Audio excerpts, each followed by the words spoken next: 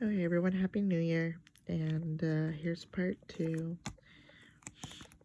of reading Junie B. Jones is a Party Animal.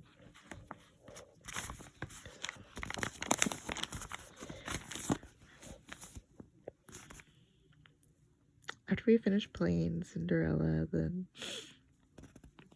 Nana called us to dinner. Me and Lucille and that Grace skipped to the big dining room. We sat along a tiny table. Pretty soon, Lucille's Nana came in from the kitchen. She gave us our dinner. And guess what? Its name was Beans and Frank. Hooray!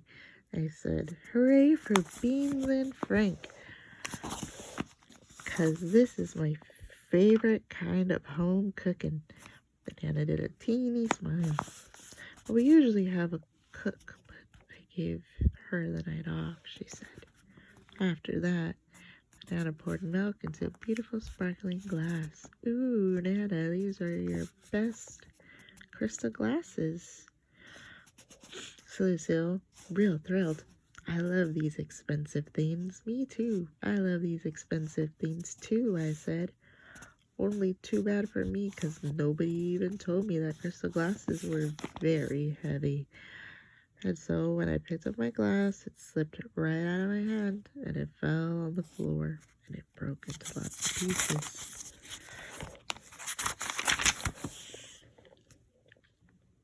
Lucille's whole mouth came open. Oh no, you broke it. You broke my Nana's crystal glass. Nana's face was reddish and scrunchy. Sorry, Nana, you feel real soft. Sorry I broke your crystal glass. Nana sucked her cheeks way too red. Shall we be more careful, shall we, dear? She said. I bobbed my head up and down. We shall, I said back. After that, I ate my beans and Frank very careful. Only pretty soon, my Frank spilled off my fork.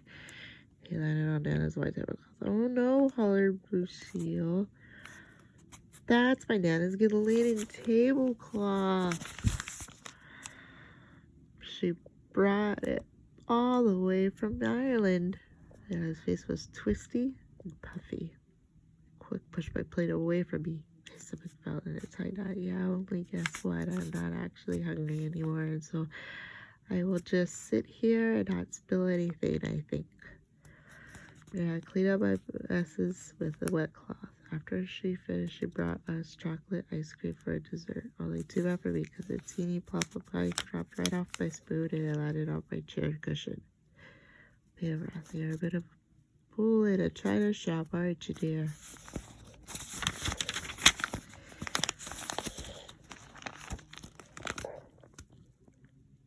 Sorry, Nana, I said. Sorry. Then Nana patted my head with stiffness. Quite all right, she said, with a kind of mumbly. After that, I got down from the table, and me and my friends went back to Lucille's room. Guess what? Things got funnier. Oh, butter. These got butter. Because Lucille said we could play with the games in her closet. On account, they weren't even expensive. First, we played Shoot to the Ladders. Then we played Twister and Bingo and Chinese checkers and Tic-Tac-Toad and Cinder Candyland. Plus, also, we played Let's Spin till we get real dizzy, fall down, and guess what? I didn't even break anything. Hey, I think I'm getting the hate of this party, I said, very happy. Just then, the Nana knocked on Lucille's door. Time for you ladies to put your pajamas on. She told us. I danced all around the room real happy. Hooray, I said. Hooray for pajamas, because I brought my favorites. I quick put them on. See them, Nana? See my baggish they are? This is how come they feel so comfortable. Nana's eyes looked down at me. How very charming, she said. Just so that you strip right in front of me. Look at mine, Nana, she said. See?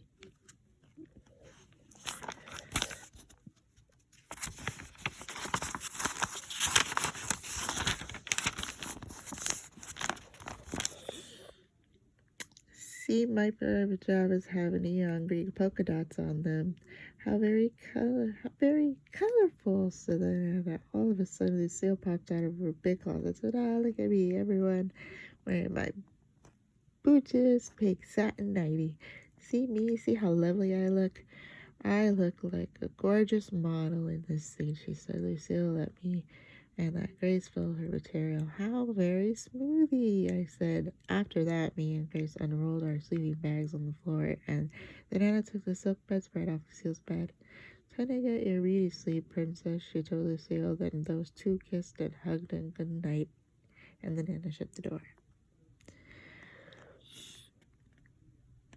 Only guess what? Lucille didn't even get in bed. She kept twirling all around in her pink satin nightgown.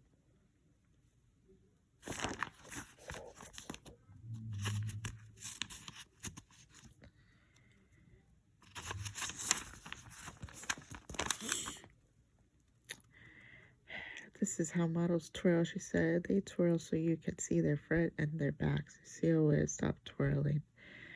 See my front, see my back, she said. Me and that Grace got up under her bed to watch her twirl. Lucille's bed was soft and cushy. We bounced up a teeny bit, and Lucille stopped twirling. Hey, no, she said. That bed is for beauty sleep only. Very admiring. Yeah, only it's too bad we can't actually play up here, 'cause this mattress is a bouncy one, I said. So this is supposed to see, so I want to bounce, she said real soft. Want to really, really bounce? She tiptoed to her door and looked down the hall. Come on, she whispered, follow me. I grabbed Philip, Johnny, Bob, and followed after Lucille and that Grace. We tiptoed down the hall and around the corner. Lucille opened the door to a big guest room, and there was a giant bed in that place. See it? She said, see how huge that bed is? My Nana had it specially made in because we have a tall canopy. Lucille quick shut the door after us. Come on, let's go, she said. So all of us ran to the big bed, speedy quick, and we jumped and jumped and jumped on that thing.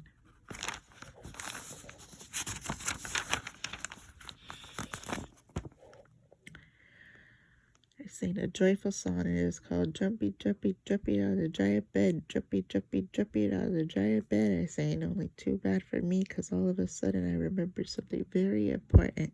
It's called Mother and Daddy said no jumping.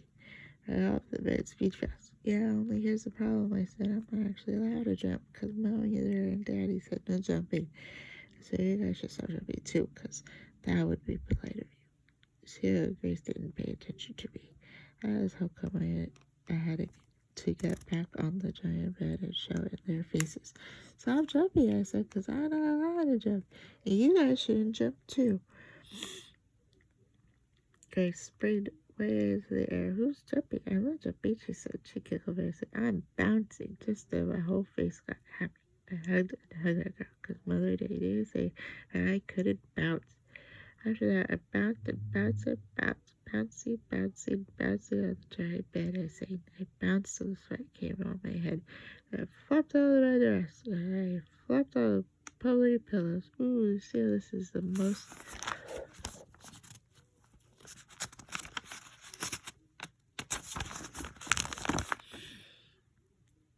furry pillow I've ever saw, I told her. Of course it really is. Silly, said Lucille. That's because Banana has all her pillows handmade in Sweden. I quick swing the pillowry pillow over to my friend Grace. Grace, hey Grace, feel how puffery this pillow is, I said. Only Grace didn't actually see it coming, and it actually hit her in the head. I peeked at her under that thing. Yeah, only that did not even harm you, I bet, 'cause puffery pillows don't hurt people, right, Grace, right? Aunt Grace did a tiny grin, then she took the puffery pillow off her head, and she swayed all around, and she hit me in the tummy. Oof, I said. Then I laughed and laughed. Hey, I was right. The puffery pillows don't hurt people, and that I hit Lucille on the head with my puffery pillow. So I hit Grace again. Then those guys got their own puffery pillows, and all of us kept on hitting each other. Only just then a mistake happened, because I didn't even know there was a rip in my puffery pillow. And so the next time I hit Grace, all of my feathers exploded out of it. There were millions of those floaty things. They filled the whole air, Patricia Lucille did a gasp. Grace did a gasp too. Oh no.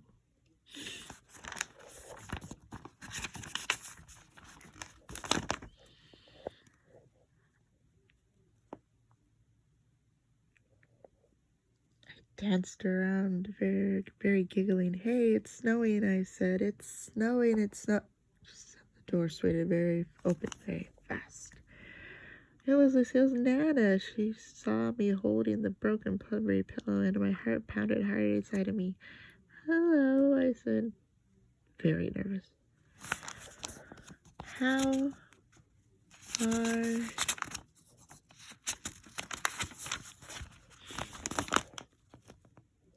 you today? I'm fine, except I'm having a little bit of a feather problem, apparently. The Nana walked at me very slow. Then she took my pillow out from my hands, and she hid her face in that flatty thing, and she didn't come out for a real long time. Chapter 7, Peeping. After a while, the Nana took us back to Lucille's room. Me and Philip, Johnny, Bob got in our sleeping bag speedy fast, and that Grace got in her sleeping bag too when Lucille got into her softy bed. Now one more peep out of you girls, said the Nana very grouchy. Do you hear me? Not one more peep.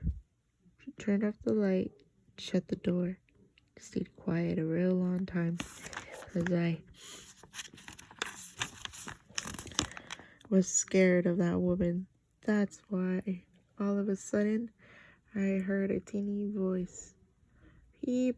I said, peep, peep, peep, peep. It was Lucille. Me and that Grace giggled out loud at her. Peep, said that Grace. Peep, I said. Peep, said Philip, Johnny, Bob. Then pretty soon all of us were peeping all over the place. Peep, peep, peep, peep, peep, peep, peep, peep, peep. Lucille kept on peeping louder and louder and louder. Peep, peep, peep, peep, peep. She said all she was wiggling very hard. Finally, me and that Grace sat up in our sleeping bags. We stared at that girl. Lucille was peeping out of control, said that Grace. Maybe she's overly tired, I said. Overly tired makes your brain go silly. Peep, said Lucille. Peep, peep, peep, peep, peep. Just then Lucille's Nana opened the door again. Silence, she yelled, real scary. Shivers came on my skin. Then all of us quickly crawled under our covers again, and we closed our eyes, and we didn't see another peep. Ooh. Chapter 8, Morning. Morning came very clearly. It was still dark outside. It came very early. It was still very dark outside. It jiggled Lucille and that Grace. I'm hungry, I said. Are you guys hungry? I'm really, really hungry. I shook them some more. Let's eat. You want to eat? I really, really want to eat. Finally, Lucille and that Grace yawned and stretched. Then all of us put on our bathrobes and our slippers, and we went down the hall to get the Nana for breakfast. Lucille said to her real gentle, Wake up, Nana. She whispered, Wake up, Nana, said that Grace. Wake up, Nana. I said the Nana did a snore. That's how come we had to pull her out of our arms, and we turned a bright light in her face. Yawned real big. It was not pleasant. After that, she got her robe and slippers, and she went downstairs with us. We sat at the long dining room table again, and Nana passed out cereal bowls. Oh, Nana, these are the brand new China bowls you brought in France.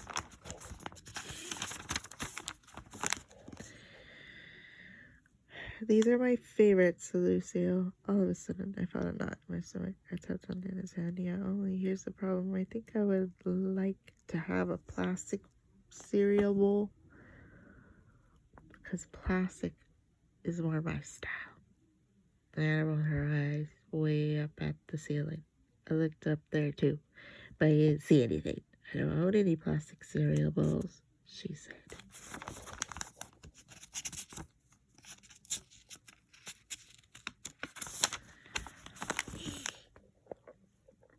After that, she brought in the orange juice and she poured it into a teeny crystal glasses. I got down from my chair. Yeah, only guess what? I think I will just stand here and not eat, or else I might spill something in, I said. Then Anna looked at me. They looked at me again.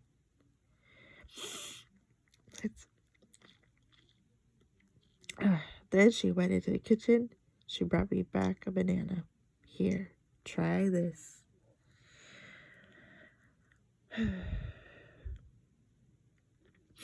She said kindly. I did a smile.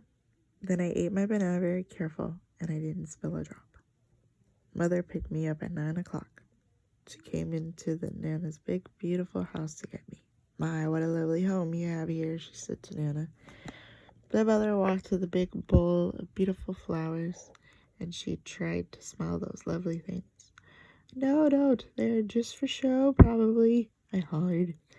After that, I said goodbye to my friends, and I thanked the Nana, and I pulled Mother out of that house, or else she might break something, that's why. I ran down the steps and got into my car, and I rubbed my hand on the back seat. It was not as soft as the Nana's back seat. I smiled, very relieved. It's good to be back, I said. Mother drove down the long driveway. Her stomach growled real loud. Guess what? My tummy is still hungry for breakfast because I didn't actually eat much this morning, I said.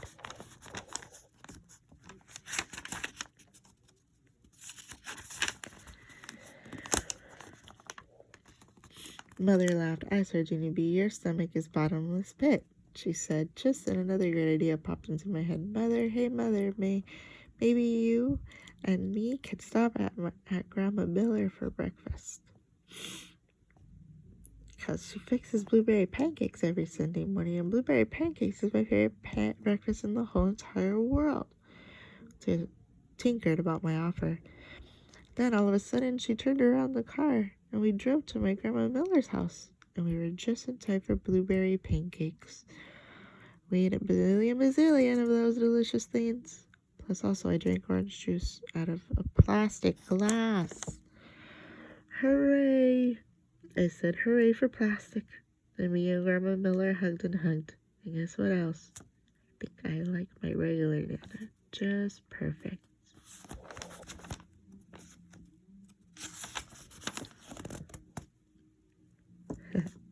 There's the end credits.